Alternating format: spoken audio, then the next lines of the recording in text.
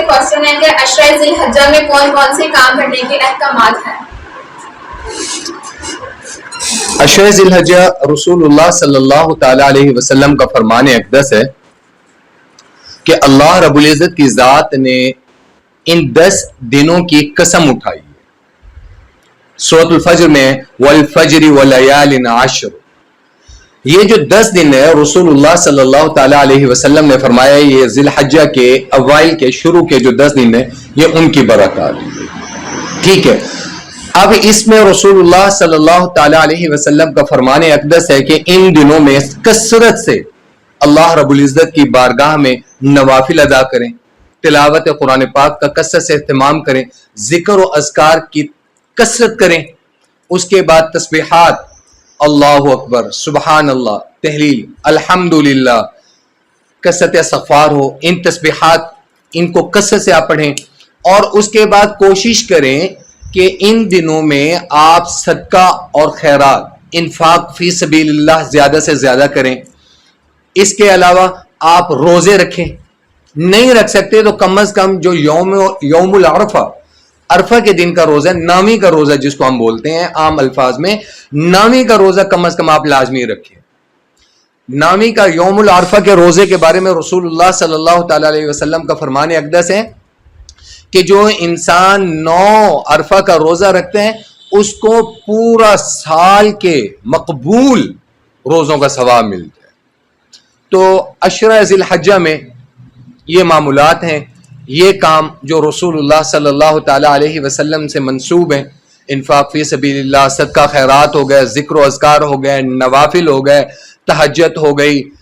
فرض نماز تو فرض وہ تو لازم ہے نا، لازم ہے. باقی جو نوافل اعمال ہیں ان میں ان معمولات کو آپ کثرت سے کریں. یہ رسول اللہ صلی اللہ تعالی علیہ وسلم سے منسوب ہے. سر میرا آپ سے ایک سوال ہے کہ بال اور ناخن کیوں نہیں کٹوانے چاہیے قرآن اور حدیث کی روشنی میں؟ یہاں پر اب تھوڑا سا نا آپ لوگ اپنی کریکشن کر لیں کہ بال اور ناخن کٹوانے کا جو حکم ہے وہ ہر کسی کے لیے نہیں ہے. رسول اللہ صلی اللہ تعالی علیہ وسلم نے فرمایا وہ شخص یا وہ لوگ، یہ حکم مرد اور عورت دونوں کے لیے ہے جو جس پر قربانی واجب ہو، جس پر قربانی واجب ہو، وہ 10 دنوں میں جب ذی الحج کا چاند نظر آ جائے اس وقت سے لے کر قربانی کرنے تک اپنے بال اور اپنے ناخن نہیں کاٹنے چاہیے. یہ سنت ہے، رسول اللہ صلی اللہ تعالی علیہ وسلم کی سنت ہے، اور یہ ان کے لیے حکم ہے جن پر قربانی واجب ہو، لازمی نہیں ہے. ہاں کچھ احکامات ایسے ہیں کہ فرض کرو 40 دن سے زیادہ کا دن گزر گئے ہیں اور انسان کے جو ناپاک بال ہوتے ہیں، غلیظ بال ہوتے ہیں، ان کا کاٹنا لازمی ہے، تو آپ کاٹ سکتے ہیں. آپ کو ناخن سے الجھن ہو رہی ہے، آپ کھانا پکاتی ہیں یا کچھ بھی ہے، تو آپ کے کچن میں یا آپ کے گھر والے یا آپ کے ہسبینڈ یا آپ کے بہن بھائی اعتراض کرتے ہیں آپ کے ناخنوں کے اوپر، آپ ناخن کاٹ سکتے ہیں. یا ناخن آپ کو اذیت دے رہے ہیں، تکلیف دے رہے ہیں، ایک سنت ہے رسول اللہ صلی اللہ تعالی علیہ وسلم کی. It is not necessary that کہ جی آپ نے لازمی کرنا ہے، آپ نہ کٹوائیں، ناخن نہ کٹوائیں، اور ہر بندہ ہی نہ کٹوائے. لازمی سی بات ہے جن پر قربانی واجب ہے یہ حکم ان کے لیے، اور رسول اللہ صلی اللہ تعالی علیہ وسلم کی سنت. سر قربانی کے لیے نصاب کیا ہے؟ آپ کا سوال ہے قربانی کا نصاب کیا ہے؟ رسول اللہ صلی اللہ تعالی علیہ وسلم کا فرمان ہے کہ جو نصاب زکوٰۃ کا ہے وہی نصاب قربانی کا بھی ہے. مثلا کہ انسان کے پاس سونا 7.5 تولے سونا یا 52.5 تولے چاندی یا اس کے برابر کی رقم وافر مقدار میں گھر میں موجود ہو تو اس پر قربانی واجب ہو جائے گی. ایک گھر میں شوہر ہے، شوہر کے پاس یہ نصاب موجود ہے، شوہر پہ الگ قربانی ہوگی، اور بیوی اتنی مالیت کی الگ مالک ہے تو بیوی پہ الگ قربانی ہوگی.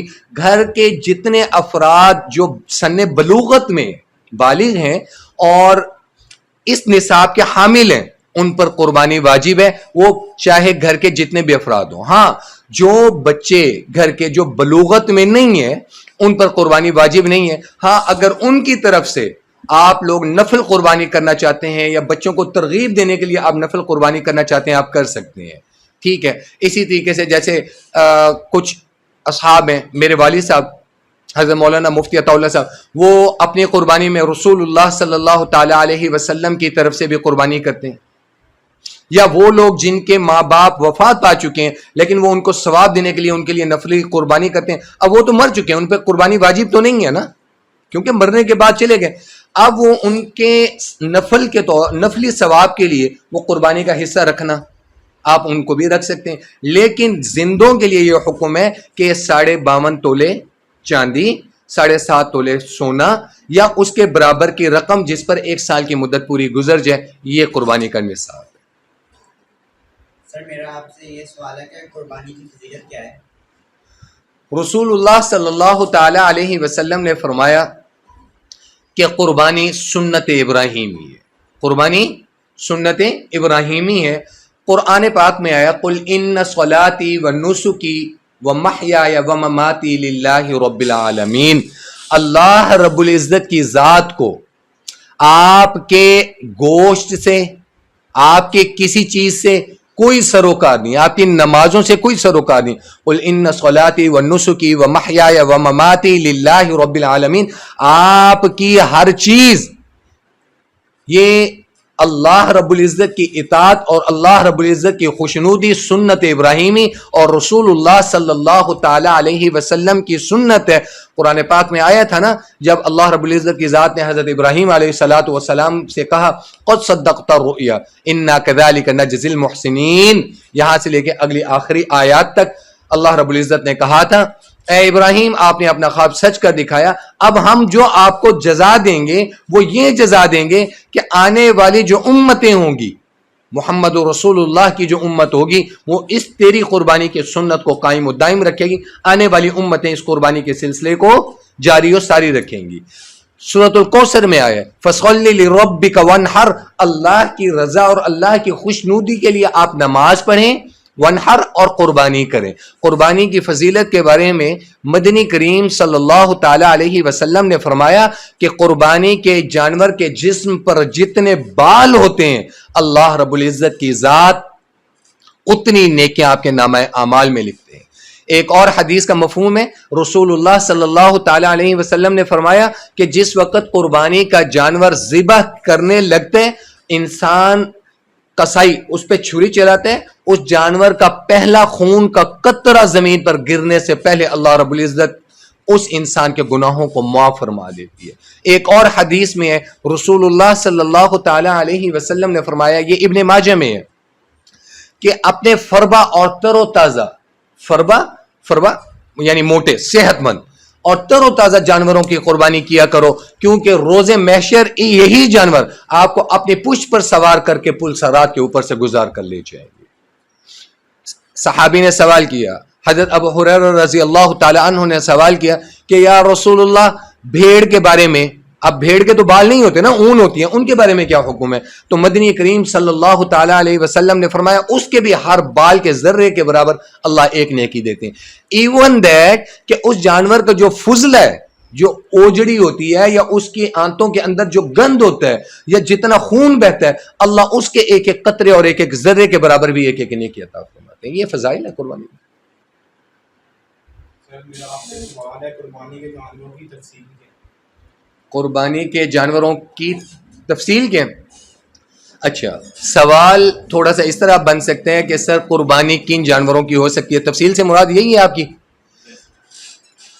ہر چھوٹا وہ جانور، چھوٹے جانور سے مراد یہ ہے بکرا، بھیڑ، یہ چھوٹے جانور، بکرا، بکری، بھیڑ، مینڈھا، یہ ان جانوروں کی عمر جو ہے کم از کم 1 سال ہونی چاہیے، کم از کم 1 سال عمر ہونی چاہیے، اور اگر وہ جانور 6 ماہ سے زیادہ ہے اور اتنا صحت مند ہے کہ وہ لگتا ہے دیکھنے میں کہ یہ 1 سال سے کے برابر کا ہوگا، اس کی بھی قربانی جائز ہے۔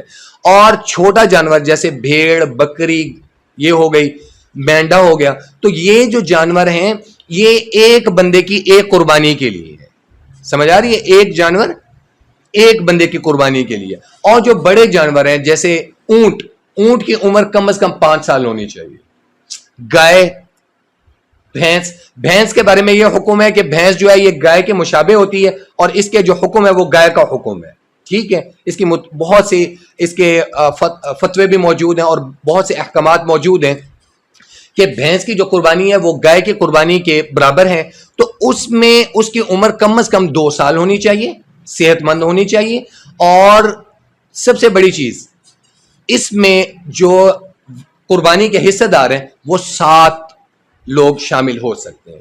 اونٹ کی کم از کم عمر جو ہے 5 سال ہونی چاہیے اور اس میں بھی 7 لوگ شامل ہو سکتے ہیں قربانی میں. قربانی کے جانوروں کی تفصیل میں ایک بات ذہن میں رکھ لیجئے گا کہ جس کمائی سے قربانی کی جا رہی ہے وہ کمائی پیور حلال کی ہوگی، پہلی شرط ہے. دوسری شرط یہ ہے کہ وہ جو کمائی ہے وہ پیور حلال کی ہوگی اور آپ کی نیت خالصتاً اللہ کی رضا کے لیے ہوگی. آپ کے ذہن میں یا تخیل میں اس جانور کا گوشت نہیں ہوگا.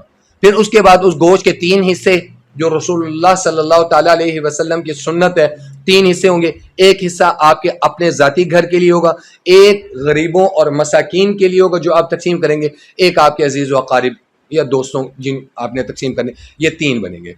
اور اس کے علاوہ جانوروں کی تفصیل میں آپ دیکھ لیں جو جنگلی جانور ہیں جیسے نیل گائے ہو گئی، ہرن ہو گیا، ٹھیک ہے، جو حلال جنگلی جانور ہیں ان کی قربانی نہیں ہوتی. ہاں اگر آپ نے اپنا فارم بنایا ہوا ہے، اگر آپ نے اپنا فارم بنایا ہوا ہے، اس فارم میں آپ نے بچپن سے ہی آپ نے ہرن پال لی ہے، آپ نے نیل گائے پالی ہے، اس کی بریڈنگ کرا رہے ہیں، وہ نسل پروان چڑھی ہے آپ کے اپنے فارم میں یا آپ کے ڈیروں پہ پروان چڑھی ہے یا آپ کے رقبوں پہ پروان چڑھی ہے اور پورا سال یا جو اس کا نصاب ہے، جتنی عمر میں نے آپ کو بتائی ہے، وہ آپ کی زیر سرپرستی رہی ہیں اور آپ کا مال کھایا پیا، آپ کا جو گھاس ہے، آپ اس کی جو خوراک ہے وہ اس کی دیکھ بھال آپ نے کی ہے، تو وہ تب قربانی کے لیے جائز ہے. ادروائز آپ جنگل میں گئے، آپ نے شکار کیا، آپ نے ہرن پکڑ لیا اور پکڑنے کے بعد آپ نے کہا جی میں اس کو قربان کر رہا ہوں، یہ قربانی میں نہیں آئے گا. کلیریفائی ہو گیا کن صورتوں میں وہ ہرن وغیرہ جائز ہیں اور کن صورتوں میں نہیں جائز. ٹھیک ہے، سر میرا آپ سے سوال ہے کہ قربانی آپ کی آواز نہیں آ رہی مجھے. میرا آپ سے سوال ہے کہ قربانی کے ایام اور اوقات کیا ہے؟ قربانی کے ایام اور اوقات، قربانی کے ایام اور اوقات 10 ذی الحج کی صبح صادق فجر کی نماز کے بعد سے قربانی کا وقت سٹارٹ ہو جاتا ہے. یہ شہروں کے لیے آپ کو بتا رہا ہوں، یہ جو لوگ شہروں میں رہتے ہیں جہاں عید کی نماز ادا ہوتی ہے، ٹھیک ہے، یہ ان کے لیے بتا رہا ہوں. 10 11 اور 12 ذی الحجہ کی عصر کی غروب آفتاب تک قربانی کا وقت مقرر ہے. اس میں دن ہے چاہے رات ہے، آپ قربانی کر سکتے ہیں 10 ذی الحجہ کی صبح صادق سے لے کر فجر کی نماز کے بعد آپ قربانی کر سکتے ہیں. لیکن مدنی کریم خاتم النبیین صلی اللہ تعالی علیہ وسلم کی سنت مبارکہ یہ تھی کہ آپ سب سے پہلے عید کی نماز فجر کی نماز، پھر آپ عید کی نماز ادا فرماتے تھے. عید کی نماز ادا کرنے کے بعد آپ واپس تشریف لاتے تھے، قربانی کی تیاری کرتے تھے، قربانی کے جانور وغیرہ آپ ذبح فرماتے تھے. اور 12 ذی الحجہ کے غروب آفتاب تک، اس سے پہلے آپ قربانی کر سکتے ہیں. یہ ایام اور اوقات ہے. اور اسی طریقے سے جو جہاں پر جنگل ہے، گاؤں ایسے ہیں کہ جہاں عید کی نماز نہیں پڑھی جا سکتی، ٹھیک ہے، تو وہاں پر بھی یہی روٹین ہے کہ فجر کی نماز کے فوراً بعد سے لے کر 12 ذی الحجہ کے سورج غروب ہونے سے پہلے آپ قربانی کر سکتے ہیں. سر میرا آپ سے لاسٹ کوشچن ہے کہ لوگوں میں مشہور ہے کہ قربانی کرنے کی بجائے ان پیسوں سے کوئی فلاحی کام کرتے ہیں، اس بارے میں شریعت کا کیا حکم ہے؟ اچھا، آج کل یہ چیز سوشل میڈیا پہ بھی بہت چل رہی ہے. سوشل میڈیا ہو گیا، یہ ایک فتنہ ہے. یہ کیا ہے؟ ایک فتنہ ہے. وہ فتنہ آج کل کیا چل رہا ہے؟ وہ یہ چل رہا ہے کہ جی جن پیسوں سے ہم نے قربانی کرنی ہے ان پیسوں سے آپ کوئی واٹر کولر لگوا دیں، اچھا جی ثواب کا کام ہے نا جی, قربانی آپ کس لیے کر رہے ہیں؟ ثواب کے لیے کر رہے ہیں. تو جی آپ فلاحی کام کر دیں, واٹر کولر لگوا دیں, لوگ پانی پئیں گے, ثواب ہوگا.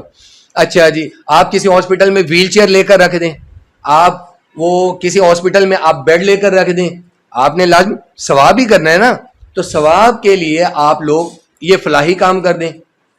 یہ بنیادی طور پر ایک ایسا فتنہ ہے جو رسول اللہ صلی اللہ تعالی علیہ وسلم کی سنت, اللہ کے بتائے ہوئے احکامات اور ابراہیم علیہ الصلاۃ والسلام کی سنت کی اللہ اعلانیہ خلاف ورزی. فلاحی کام جو ہے آپ لوگوں نے کرنے ہیں, تو فلاحی کام آپ یہ کیوں نہیں کرتے؟ میرا اب آپ سے اسی سوسائٹی سے, اس سول سوسائٹی سے, یا ان وہ برگر بچوں سے, یا ان فلاحی اداروں سے میرا ایک سوال ہے. میرا ان سوشل میڈیا کے جو ایکٹیوسٹ ہیں, میرا ان سے بھی ایک سوال ہے کہ آپ لوگ مجھے یہ بتائیں کہ آپ یہ کیوں نہیں کہتے کہ یار 60-70 لاکھ کی گاڑی اس وقت لو جس وقت آپ کے محلے میں ہے نا کوئی پیدل چلنے والا نہ ہو. یہ بھی تو ہو سکتا ہے نا. آپ 60 لاکھ کی 70 لاکھ کی گاڑی لینے کے بجائے آپ 20 لاکھ کی گاڑی لے لو, اور وہ جو 40 لاکھ ہیں محلے میں جتنے بیچارے پیدل پھر رہے ہیں ان کو موٹر سائیکلیں لے کر دے دو. ایسا نہیں کریں گے. آپ نے 5 کروڑ کا 10 کروڑ کا گھر بنانے کی بجائے, ٹھیک ہے, آپ چھوٹا سا 2 کمروں کا 3 کمروں کا اپنی ضرورت کے مطابق چھوٹا سا گھر بنا لو, اور جتنے بے گھر لوگ ہیں ان پیسوں سے ان کو چھوٹے چھوٹے پلاٹ میں نا 1-2 کمروں کے, جو بیچارے جن کے سروں پہ چھت نہیں ہے, کرایہ دار ہیں, ٹھیک ہے, ان کو گھر بنا کر دے دو. یہ بھی تو فلاحی کام ہے. ایسے کیوں نہیں کرتے؟ کرنے چاہیے نا. اچھا پھر آپ یہ بھی تو کہہ سکتے ہیں وہ جی آپ قربانی نہ کریں, ان پیسوں کو کنٹریبیوٹ کر کے نا آپ کسی غریب کی بچی کی شادی کر دیں. ٹھیک ہے, بہت اچھا کام ہے, لیکن قربانی کے پیسوں سے نہیں ہوگا. آپ ایسا کریں کہ وہ جو آپ اپنی شادیوں کے اوپر ڈی جے کو دے رہے ہوتے ہیں نا 4-4 لاکھ روپے, وہ جو 5-5 لاکھ روپے آپ ڈی جے کو, کنجروں کو اور وہ ناچنے والیوں پہ آپ پیسہ پھینک رہے ہوتے ہیں, یہ سوشل میڈیا ایکٹیوسٹ ان کی بجائے, ان کو پیسہ دینے کی بجائے اپنی بہن بیٹیوں کے نکاح اور اپنے بچوں کے نکاح مسجدوں میں کریں. وہاں پر 10-12 وہ جو 4 لاکھ میں آپ وہ ڈی جے کو دے رہے ہیں, ساری رات وہ آپ کی عاقبت بھی خراب کر رہا ہے اور آپ کی قبر بھی خراب کر رہے ہیں, اس کو 4 لاکھ روپے دے رہے ہیں اور اس کا تھینک یو بھی کر رہے ہیں کہ جزاک اللہ جی آپ نے اچھے ہمارے ہیں نا نامہ اعمال میں گناہ ٹھوک کے لکھوائے ہیں, ٹھیک ہے, آپ کے ہم بہت شکر گزار ہیں. اس کو دینے کی بجائے جو غریب غربا کی بچی ہیں ان کو بٹھائیں آپ مسجد میں, ان کے نکاح کر دیں. ساتھ پتہ چلے بہت بڑے انڈسٹریلسٹ کی بچی بھی بیٹھی ہے اس کے ساتھ. تو یہ فلاحی کام ان پیسوں سے کیوں نہیں کرتے؟ اصل تو اگر معاشرے میں آپ نے اتنا ہی فلاحی کام کرنا ہے, ہاں آپ ایسا کریں, آپ کے مہینے کا 1 لاکھ روپے کا روشن آپ کے کچن کی گروسری آتی ہے 20,000 کا, آپ وہیں سے ہی پکڑ کے نا کسی غریب کے گھر میں دروازہ نوک کریں, رکھ کے آ جائیں. یہ فلاحی کام وہاں سے کیوں نہیں ہوتے؟ یہی چیزیں ضد ہیں سود کی.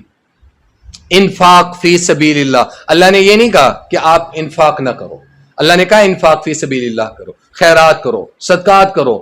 صدقہ میرے غضب کو کم کر دے گا, صدقہ میرے ساتھ تجارت ہے. سیدنا ابو بکر صدیق رضی اللہ تعالی عنہ فرماتے ہیں کہ میں نے عبد الرحمن بن عوف سے پوچھا تھا کہ آپ اتنے بڑے بزنس مین ہیں, آپ اتنے بڑے تاجر ہیں, عرب کے سب سے بڑے بزنس مین اور مالداروں میں آپ کا شمار ہے, تو آپ کیا کرتے ہیں؟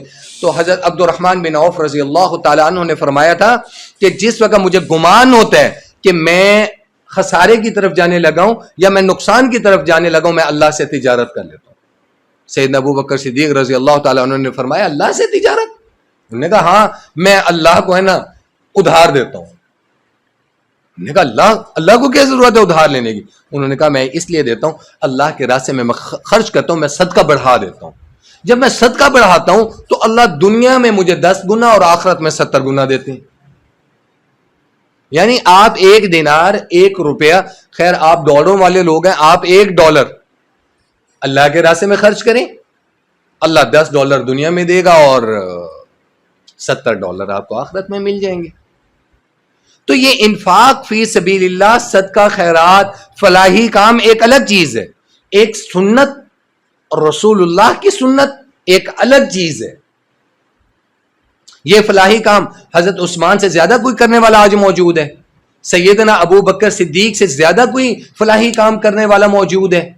یا فلاحی کام سیدنا عمر فاروق سے زیادہ کرنے والا کوئی موجود ہے؟ یا فلاحی کام یا انفاق فی سبیل اللہ، صدقہ اور خیرات آل رسول سے زیادہ، آل علی سے زیادہ، اہل بیت سے زیادہ سخی کوئی نہیں ہے؟ تاریخ اٹھا کر دیکھ لیں، تاریخ اٹھا کر دیکھ لیں. یہ میں بات اعلانیہ کہہ رہا ہوں.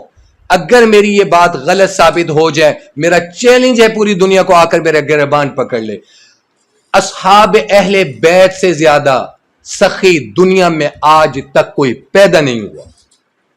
سادات سے زیادہ، جنہیں ہم سید کہتے ہیں، جو آل رسول ہیں، جو آل علی ہیں، اہل بیت ہیں، ان سے زیادہ سخی کوئی نہیں ہے. حضرت امام زین العابدین، حضرت علی کے بیٹے امام زین العابدین آل علی ہیں، آل رسول ہے، سید زادہ ہے.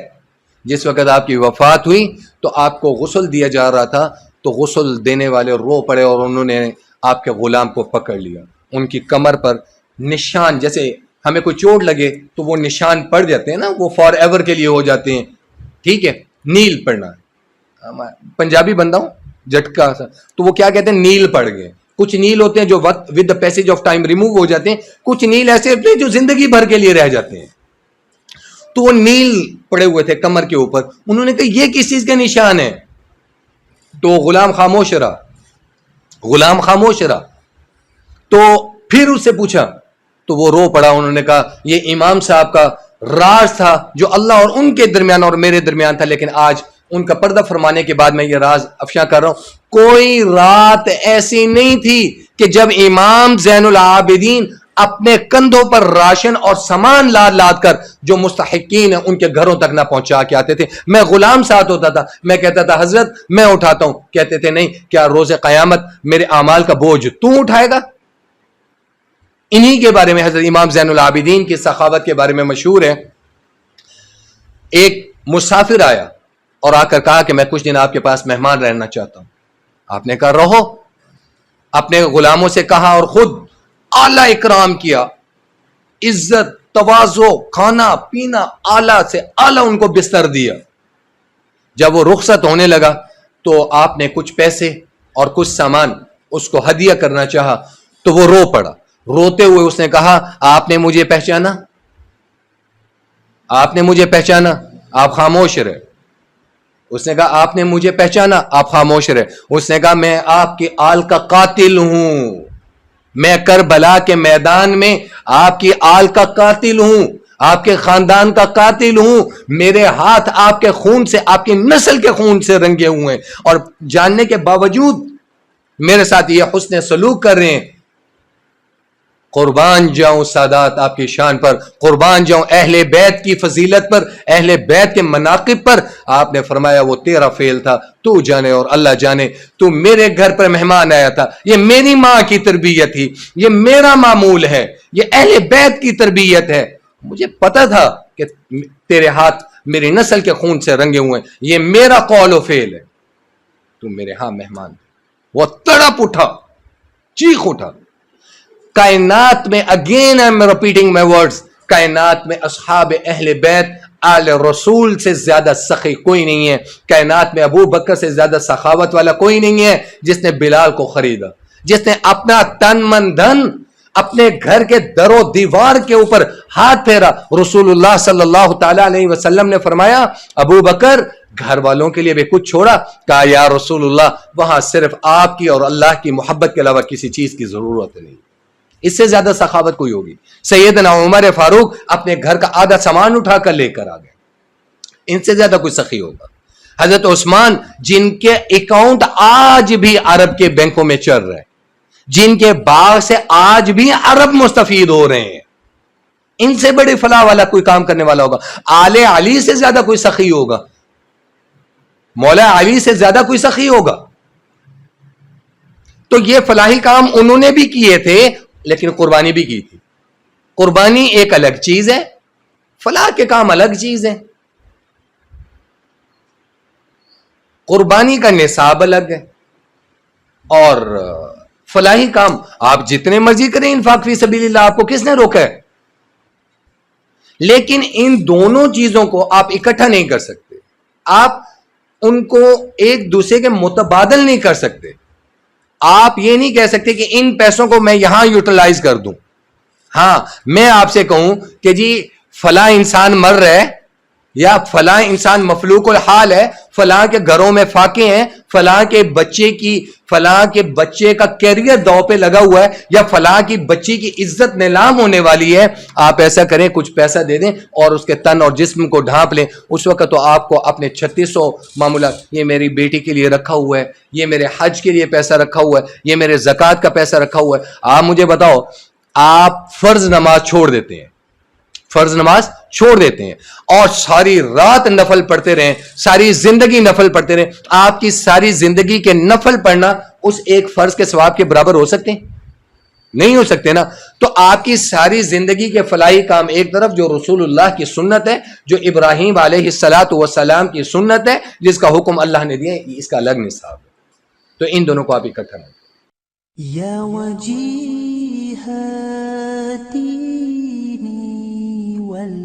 والکرامی وحلیف العلم